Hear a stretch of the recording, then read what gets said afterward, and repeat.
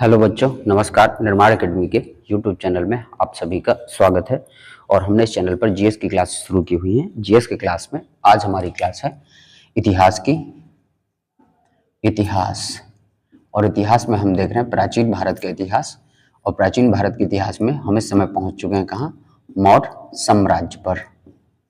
कहाँ पहुंच चुके हैं? मौर्य साम्राज्य पर। तो पिछली क्लासों पर हमने बिंदुसार, अशोक, इन सब के बारे में चर्चा की थी। अशोक के बारे में हमने कुछ काफी की पॉइंट देखे थे। आज हम देखेंगे मौर्य साम्राज्य का थोड़ा सा केंद्रीय प्रशासन देखेंगे कि मौर्यों का केंद्रीय प्रशासन कैसा था। ठीक है, तो मौर्य साम्राज्य में हम देखेंगे मौर्यों का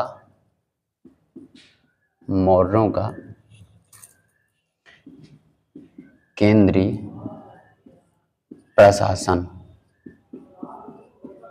मौर्यों का केंद्रीय प्रशासन, हम इसके बारे में चर्चा करेंगे। ठीक है, आइए तो मौर्यों के केंद्रीय प्रशासन के बारे में देखेंगे। तो सबसे पहला पॉइंट है कि जो मौर्यकालीन आपका केंद्रीय प्रशासन था कौटिल्य के सप्तांग सिद्धांत पर आधारित था। ठीक है, मौर्यों का जो केंद्रीय प्रशासन था, केंद्रीय प्रशासन कौटिल्य के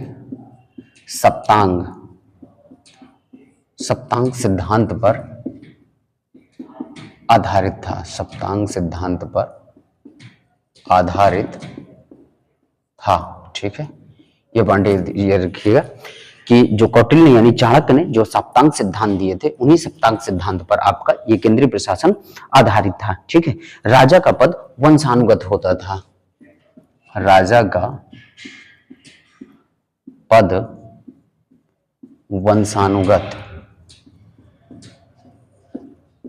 वंशानुगत होता था। ठीक है, याद रखिएगा कि राजा का पद कैसा होता था? तो वंशानुगत होता था, यानी राजा का बेटा ही क्या बनेगा? राजा ही बनेगा, यानी राजा के वंश से ही क्या होगा? अगला राजा बनेगा। ये आपका वंशानुगत होता था। ठीक है, और यहां पर याद ये रख लीजिए कि राजा की सहायता के लिए, ठीक है, उप समिति या मंत्रिमंडल आपका नियुक्त था। ठीक है, मंत्री बोलते थे। ठीक है, राजा की सहायता के लिए मंत्री या इसी को कहा जाता था उप समिति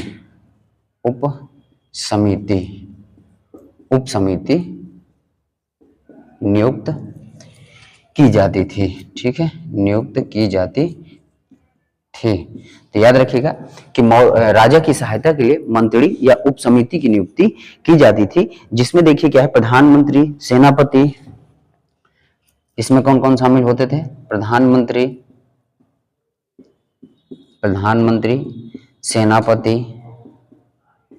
सेनापति, युवराज तथा, तो मंत्री में प्रधानमंत्री, सेनापति, युवराज और आपके जो है मुख्य संग्रहकर्ता आदि होते थे। मुख्य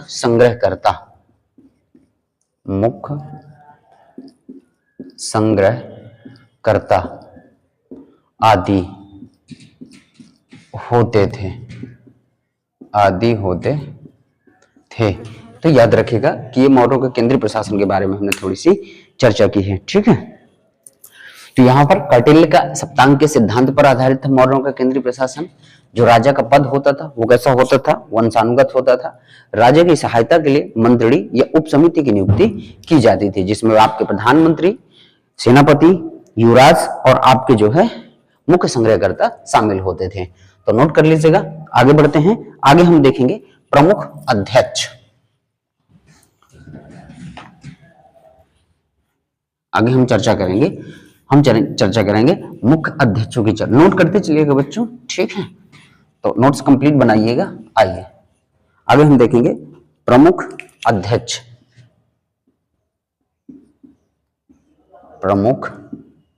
अध्यक्षों पर चर्चा करेंगे। ठीक है, प्रमुख अध्यक्ष देखेंगे कौन किसका अध्यक्ष है, इसके बारे में हम चर्चा करेंगे।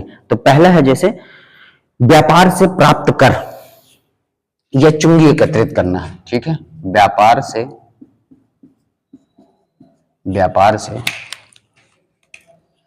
प्राप्त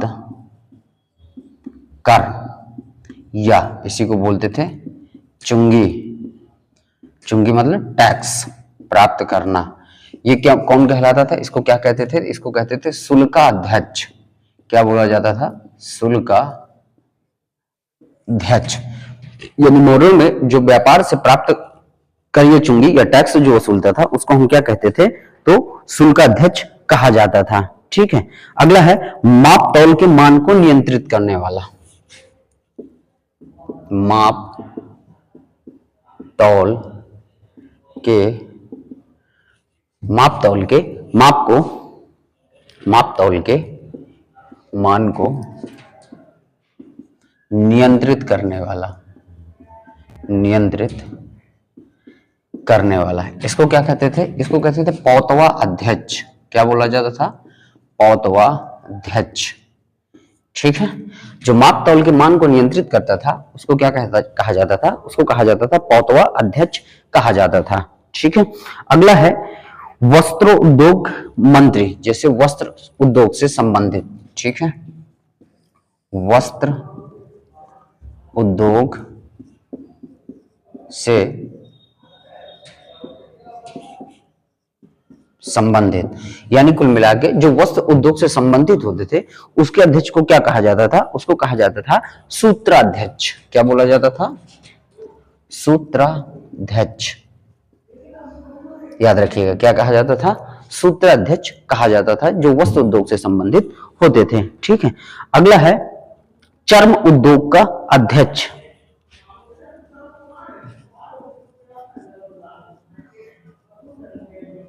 चर्म उद्योग का अध्यक्ष। तो चर्म उद्योग का अध्यक्ष ये क्या कहलाता था? सूनाध्यक्ष। इसको क्या कहते थे? सूना अध्यक्ष ये कहा जाता था चर्म उद्योग के अध्यक्ष को। ठीक है। अगला है टकसाल का अध्यक्ष।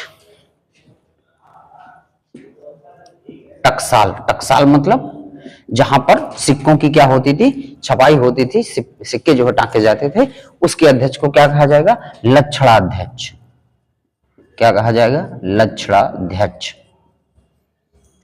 ठीक है। टकसाल मतलब जहां पर सिक्के की जो है छपाई होती थी वही टकसाल होता था, तो उसके अध्यक्ष को क्या कहते थे? लक्षणाध्यक्ष कहते थे। ठीक है। चलिए नोट कर लीजिएगा, आगे बढ़ते हैं। कुछ और जो है अध्यक्ष उनके बारे में देख लेंगे। आइए तो नोट करते चलिएगा बच्चों, पढ़ते चलिएगा, और वीडियो आपको पसंद आए तो वीडियो को लाइक करिएगा और प्रतिक्रिया जरूर अपनी दिया करें। लाइक करें, डिसलाइक करें, कुछ भी करें, शेयर करें, जरूर कुछ ना कुछ किया करिए। आइए आगे बढ़ते हैं। तो अगला है घोड़ों की देखभाल करने वाला। घोड़ों की देखभाल,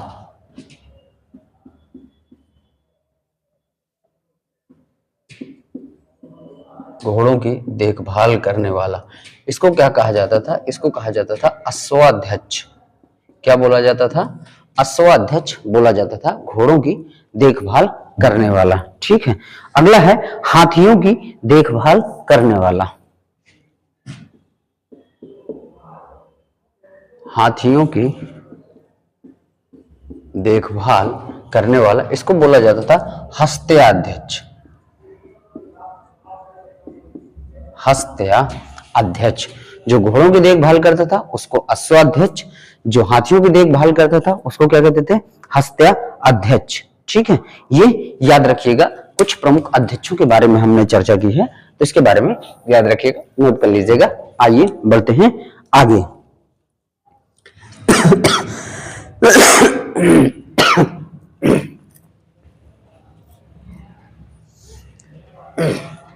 चलिए अब जो है हम बात करेंगे सेना पर। ठीक है। मौर्यकालीन हम सैन्य व्यवस्था देखेंगे कैसे थी। मौर्यकालीन सैन्य व्यवस्था, मौर्यकालीन सैन्य व्यवस्था, इसके बारे में देखेंगे। तो देखिए सबसे पहले यूनानी इतिहासकारों के अनुसार यूनानी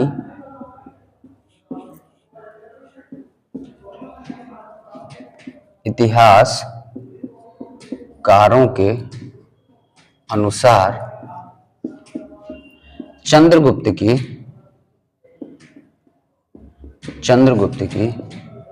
सेना में यूनानी इतिहासकार बता रहे हैं किसके बारे में, तो चंद्रगुप्त की सेना के बारे में बता रहे हैं कि 6 लाख पैदल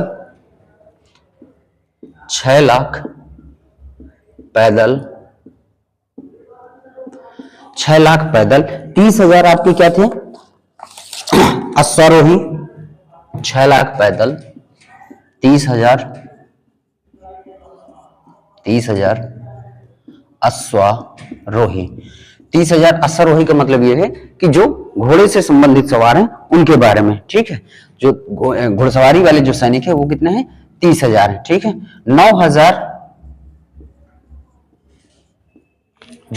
है वो आपकी कैसी सेना है, हस्त सेना है, ठीक है, यानी गज सेना, हाथी सेना हम कह सकते हैं। 9,000 गज सेना, ठीक है। याद रखिएगा कि 6 लाख आपके पैदल हैं, 30,000 आपके अश्वारोही यानी घुड़सवार हैं, और 9,000 आपके कौन से हैं, गज सेना है, और 8,000 रथ सेना थी, 8,000 रथ सेना थी, ठीक है, यानी रथ सेना भी थी। ये जो है आपके चंद्रगुप्त के पास इतनी सेना थी, ठीक है। यूनानी इतिहासकारों ने बताया कि चंद्रगुप्त की सेना में 6 लाख पैदल सिपाही, 30,000 अश्वारोही, 9,000 गज सेना और 8,000 जो है रथ सेना थी, ठीक है। ये याद रखिएगा। चलिए अगला पॉइंट है कि मेगास्थनीज के अनुसार, मेगास्थनीज ये किसके दरबार में रहते थे, तो चंद्रगुप्त मौर्य के दरबार में रहते थे। आप मुझे बताएंगे, सभी लोग कमेंट करेंगे कि मेगास्थनीज के द्वारा लिखी गई पुस्तक का नाम क्या है जिसमें मौर्यों के बारे में हमें जानकारी मिलती है, ठीक है। तो मेगास्थनीज के अनुसार सेना की देखरेख के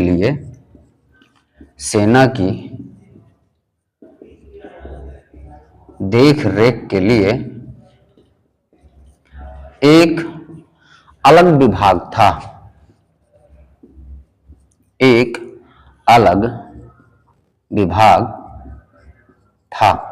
ठीक है। यहां पर याद रखिएगा मेगास्थनीज के अनुसार सेना की देखरेख के लिए क्या था, एक अलग विभाग था, और इस विभाग में 30 सदस्य थे। इस विभाग में 30 सदस्य थे। इस विभाग में कितने सदस्य थे, तो 30 सदस्य थे। ये यूनानी इतिहासकारों के द्वारा कहा गया है, ठीक है। और अगला पॉइंट इसी में देखेंगे कि कौटिल्य के अनुसार यानी कौटिल्य भी कहते हैं कुछ ना कुछ, तो कौटिल्य के अनुसार, ठीक है, कौटिल्य के अनुसार राजा को सभी वर्गों के लोगों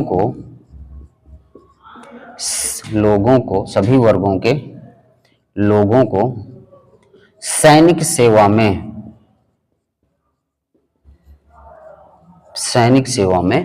भर्ती करना चाहिए,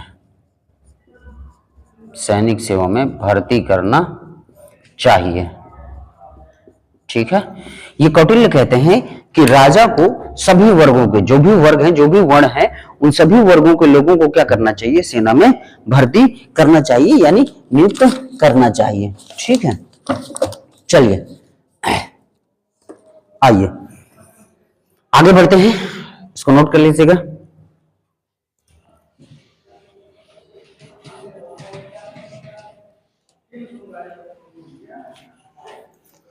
तो बच्चों वीडियो आपको पसंद आए, लाइक करिएगा, क्लास आपको अच्छी लगे कमेंट करिएगा, साथ ही साथ शेयर किया करिए अपने मित्रों के साथ, ताकि उन तक भी ये क्लास पहुंच सके। और आप किसी भी एग्जाम की तैयारी कर रहे हो तो ये क्लास है आपके लिए बहुत ही फायदेमंद है। अगर आप पढ़ेंगे, रेगुलर पढ़ेंगे, कंटिन्यूस पढ़ेंगे, नोट्स बनाएंगे, तो चीजें आपको बहुत अच्छे से समझ में आएंगी, ठीक है। देखिए अगला पॉइंट है कि कौटिल्य के अनुसार, जो कौटिल्य थे यानी चंद्रगुप्त कह रहे हैं, चाणक्य, या उन्हीं का नाम क्या है, कौटिल्य है। और उनके द्वारा एक पुस्तक लिखी गई है, चाणक्य के द्वारा कौन सी पुस्तक लिखी गई है, तो वो हमारी लिखी गई अर्थशास्त्र। अर्थशास्त्र का मतलब ये मत समझिएगा कि वो सिर्फ अर्थ यानी पैसे से संबंधित है, वो सभी राजनीतिक सिद्धांतों पर आधारित पुस्तक है। तो अर्थशास्त्र में देखिए कौटिल्य ने क्या कहा है कि जो राजा को परिस्थिति के अनुसार 3 प्रकार का युद्ध लड़ना चाहिए। ठीक है, उन्होंने कहा है कि राजा को परिस्थिति के अनुसार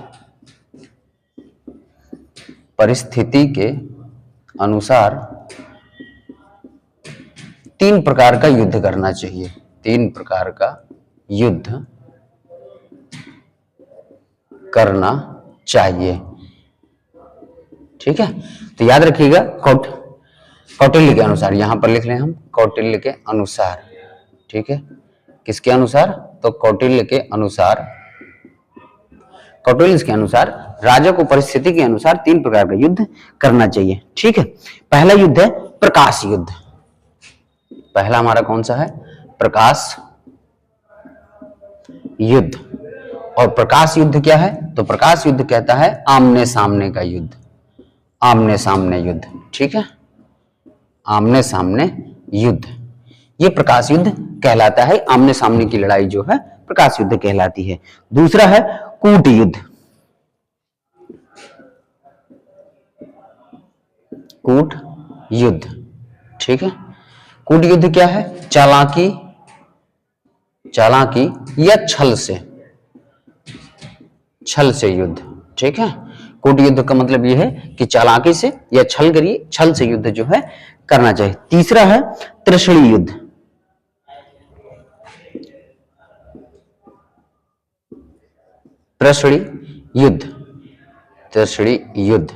त्रिशली युद्ध का मतलब क्या हुआ, अप्रत्यक्ष युद्ध। क्या है, अप्रत्यक्ष युद्ध। ठीक है, इनडायरेक्ट रूप से युद्ध लड़ना यानी सामने ना आना, या शत्रु के राज्य में गृह युद्ध करवा देना। गृह युद्ध करवा देना यानी जो शत्रु है उसी के राज्य में क्या करवा देना, गृह युद्ध करवा देना, कि वो आपस में ही जो है गृह युद्ध में उलझ जाएं। ये 3 प्रकार के युद्ध जो है कौटिल्य कहते हैं कि राजा को परिस्थिति के अनुसार 3 प्रकार का युद्ध करना चाहिए। प्रकाश युद्ध, आमने सामने युद्ध, कूट युद्ध, चालाकी या छल से युद्ध, जो त्रिशली युद्ध, अप्रत्यक्ष युद्ध, या शत्रु के राज्य में क्या करवा देना, गृह युद्ध करवा देना। ठीक है, चलिए नोट कर लीजिएगा। आइए बढ़ते हैं आगे।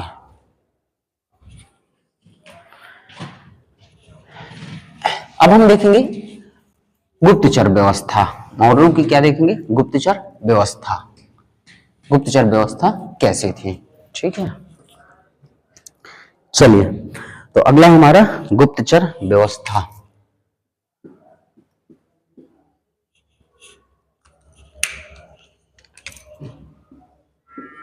गुप्तचर व्यवस्था, गुप्तचर व्यवस्था। ठीक है, यानी कुल मिला के जासूस। ठीक है, जासूसी वाली व्यवस्था को एक गुप्तचर व्यवस्था हम कहते हैं, तो हम उनके बारे में देखेंगे। ठीक है, चलिए तो पहला पॉइंट है कि अर्थशास्त्र में गुप्तचरों को,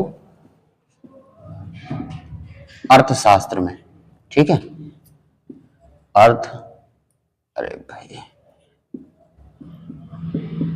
अर्थशास्त्र में गुप्तचरों को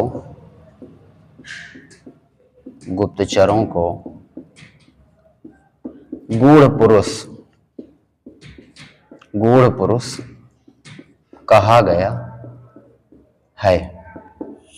ठीक है, याद रखिएगा कि अर्थशास्त्र जो पुस्तक है किसके द्वारा लिखी गई है, तो चाणक्य के द्वारा लिखी गई है। तो अर्थशास्त्र में गुप्तचरों को क्या कहा गया है, गूढ़ पुरुष कहा गया है। ठीक है, स्ट्राबो ने गुप्तचरों को, स्ट्राबो एक इतिहासकार थे।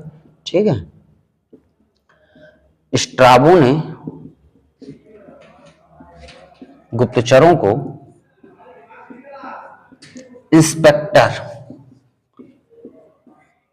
इंस्पेक्टर कहा है। ठीक है, कि स्ट्राबो ने गुप्तचरों को क्या कहा है, तो इंस्पेक्टर कहा है। ठीक है, चलिए अगला है कि विदेशों में नियुक्त गुप्तचरों को विदेशों में नियुक्त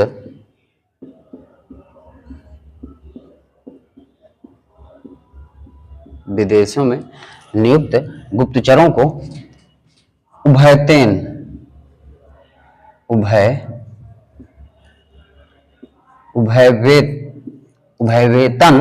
उभय वेतन, ठीक है, विदेशों में नियुक्त गुप्तचरों को उभय वेतन कहा गया है, ठीक है। विदेशों में जो गुप्तचर नियुक्त किए जाते थे उनको क्या कहा जाता था? उभय वेतन कहा जाता था, ठीक है। तो ये हमने गुप्तचर व्यवस्था के बारे में कुछ की पॉइंट देखे, नोट कर लीजिएगा। आइए बढ़ते हैं आगे।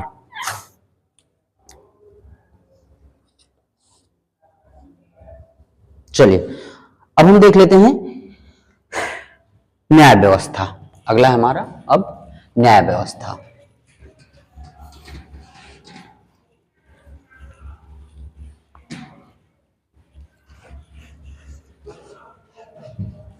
तो अगला हम देखेंगे न्याय व्यवस्था। न्याय व्यवस्था यानी मौर्यों के समय न्याय व्यवस्था कैसी थी? तो न्याय व्यवस्था, ठीक है। तो देखेंगे मौर्य प्रशासन में सबसे बड़ा न्यायालय, मौर्य प्रशासन में सबसे बड़ा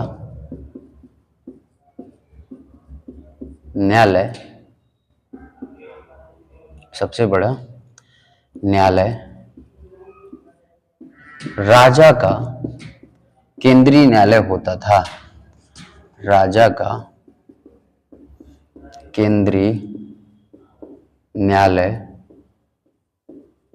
होता था, यानी सबसे बड़ा न्यायालय किसका होता था? तो वो राजा का केंद्रीय न्यायालय होता था मौर्यों के समय, ठीक है। चलिए अगला पॉइंट है इसमें कि फौजदारी न्यायालय को कंटक शोधन कहा जाता था। फौजदारी न्यायालय को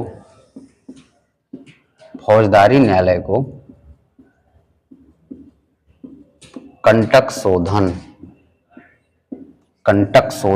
कहा जाता था, ठीक है। फौजदारी न्यायालय क्या होते हैं? जो लड़ाई झगड़े इन सबसे संबंधित होते थे उनको फौजदारी न्यायालय कहा जाता था। तो फौजदारी न्यायालय जो है आपका क्या कहलाता था? कंटक शोधन कहलाता था, ठीक है। दीवानी न्यायालय को धर्मस्थी कहा जाता था, ठीक है। दीवानी न्यायालय को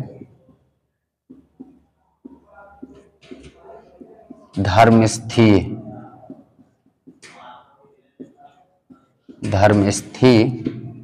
कहा जाता था, ठीक है।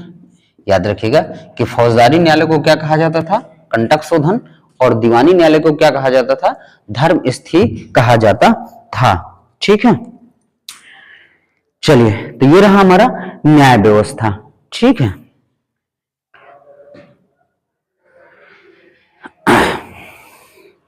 चलिए तो आज हमने यहां तक देख लिया। अब हम शुरुआत करेंगे, यहां से हमें देखना है अशोक के अभिलेखों के बारे में, ठीक है। तो आज की क्लास बच्चों हम यहीं तक रखते हैं और कल की क्लास में हम देखेंगे अशोक के अभिलेखों के बारे में। आज बहुत कम जो है आपकी क्लास हुई है, तो थोड़ा सा जो है आज गर्मी ज्यादा होने की वजह से थोड़ा स्वास्थ्य में भी कुछ थोड़ा सा दिक्कत है, तो इसीलिए आज की क्लास जो है यहीं तक रखते हैं और कल की क्लास में हम शुरू करेंगे अशोक के अभिलेखों के बारे में। तो अशोक के अभिलेखों के बारे में हम चर्चा करेंगे और अच्छे से अभिलेखों को पढ़ेंगे, कौन से अभिलेख में क्या कहा गया है उन सब की विस्तृत जानकारी हासिल करेंगे।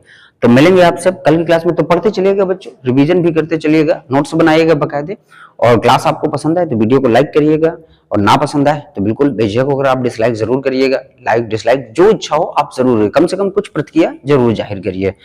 तो मिलते हैं आपसे कल की क्लास में, तब तक के लिए धन्यवाद। जय हिंद, वंदे मातरम।